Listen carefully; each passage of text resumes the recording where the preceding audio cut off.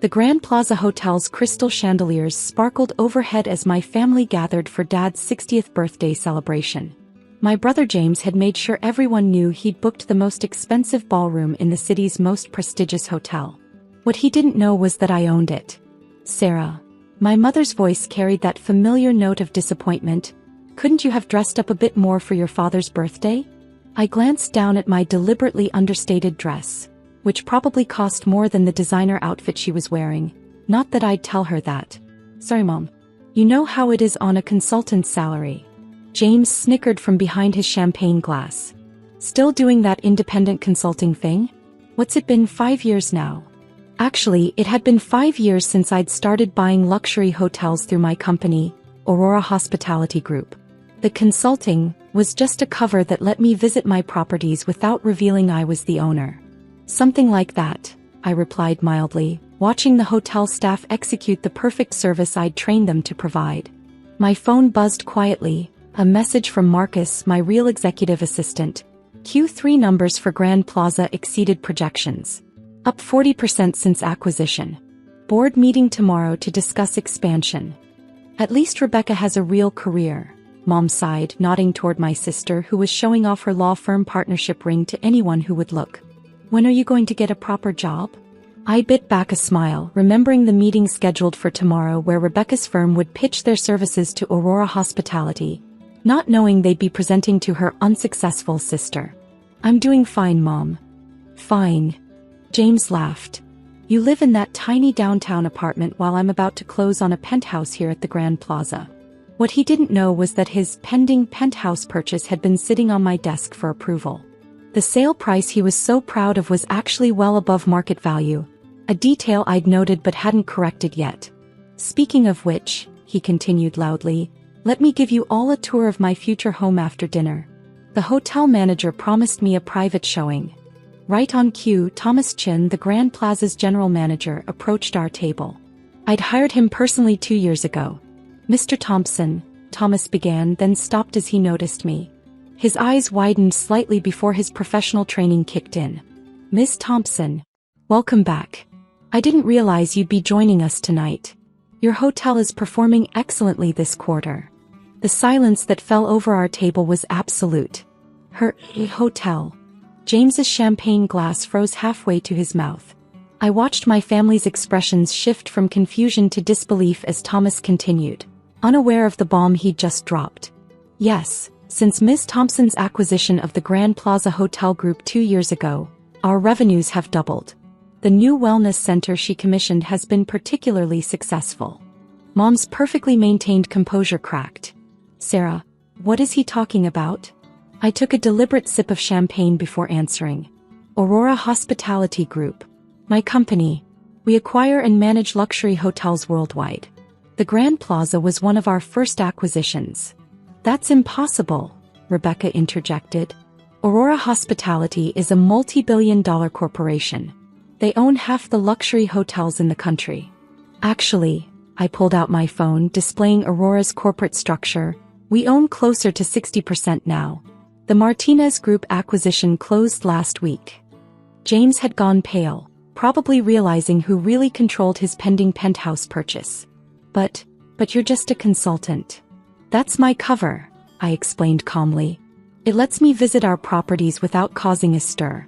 Much easier to evaluate service standards when staff aren't nervous about the owner being present." Thomas, sensing the tension, smoothly excused himself but not before adding, "Shall I have the penthouse contracts brought up, Miss Thompson? For your brother's purchase." "Later, Thomas," I smiled. "Let's focus on Dad's birthday for now." The manager nodded and retreated, leaving my family to process this revelation. Dad hadn't said a word yet, his usual confident demeanor completely shattered. "The consulting work Mom started was how I monitored our properties," I finished. "While you all thought I was struggling to make ends meet, I was building one of the largest hospitality companies in the world." My phone buzzed again. Marcus updating me on tomorrow's meetings. "Law firm presentations scheduled. Your sister's firm is first at 9 a.m.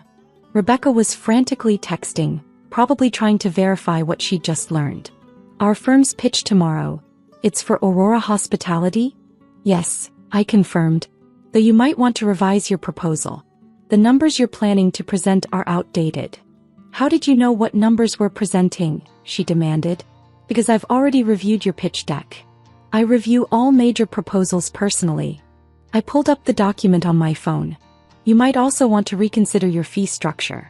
It's about 20% above market rate. James had finally found his voice again. The penthouse is overpriced, I noted. Though I've been too busy acquiring the Singapore luxury hotel group to adjust the listing. Mom's hand trembled as she reached for her wine glass. All those family vacations we didn't invite you to because we thought you couldn't afford them. We're at hotels I owned, I finished. Yes, I know. I saw the receipts. This is a joke, James declared, though his voice lacked conviction. Some elaborate prank. Mr. Chin, I called out to the manager who was hovering nearby. Please show my family the owner's suite. I think it's time they saw how their struggling sister really lives when she's in town. As we rode the private elevator to the top floor, I watched my family's reflections in the mirrored walls. Their world was tilting on its axis, every assumption they'd made about me crumbling. The doors opened directly into a stunning 5,000 square foot penthouse with panoramic city views. James's hoped-for apartment looked like a closet in comparison. This is your suite? Mom whispered, taking in the museum-quality art and bespoke furnishings. At this property, yes. I have similar accommodations at all our hotels. I walked to the floor-to-ceiling windows. That building across the street. Also mine. The one next to it. Just acquired it last month. Rebecca was examining a framed magazine cover on the wall. My recent feature in Forbes. Top 40 under 40. Most influential women in hospitality. How did we not know? Because you didn't want to know, I replied simply. It was easier to dismiss me as unsuccessful than to question your assumptions. My phone buzzed with another message from Marcus. Singapore acquisition complete. Company value now exceeds $10 billion. Dad finally spoke, his voice uncharacteristically small. Why didn't you tell us? Would it have mattered? I asked, turning to face them. Every family gathering for the past 5 years has been an exercise in condescension. Get a real job, Sarah. Stop playing at business, Sarah. Be more like your siblings, Sarah. I walked to a hidden panel, opening it to reveal a state-of-the-art control center. While you were mocking my career choices, I was building this. Aurora Hospitality now owns over 200 luxury properties across 5 continents. That consulting work you dismissed? It was me personally evaluating every property before acquisition. James had wandered to the window, probably looking at his now uncertain penthouse purchase. The contract is void, I confirmed. The price was inflated because the sales team didn't know I was the owner. I'll have them draw up a new one at fair market value, assuming you still want it. Sarah. Mom stepped forward, her designer heels sinking into the plush carpet that probably cost more than her car. We had no idea. Clearly. I pressed a button and screens descended from the ceiling, displaying real-time data from Aurora's global operations. Would you like to see what your unemployed daughter has really been doing? Here's our latest acquisition in Singapore. The new resort development in Dubai. The luxury chain we just bought in Europe. Rebecca had found her lawyer voice again. Our firm's presentation tomorrow. Won't be necessary, I cut her off. I've already decided to go with Mitchell & Associates. Their proposal was more innovative and significantly better priced. But we're family, she protested. Funny, I replied coldly. That didn't seem to matter when you were all mocking my career choices. When you excluded me from family vacations because you thought I couldn't afford them. When you held business meetings at my hotels without ever wondering how I might be connected to them. Just then Thomas appeared with a champagne cart. Miss Thompson, shall we proceed with your father's birthday celebration up here? I watched my family's faces as they realized the staff had been waiting for my instruction, not James's planned tour. Yes, Thomas. And please have the expansion plans brought up. I might as well show my family exactly what they've been dismissing. As Thomas efficiently set up the celebration, I turned back to my stunned relatives. Did you ever wonder why you always got the best suites? Why your restaurant reservations were never refused? Why the staff treated you like VIPs even when you weren't acting like them? Mom sank into a custom-designed sofa that cost more than her entire house. All those times we bragged about staying at the Grand Plaza. You were bragging about staying at my hotel, I finished.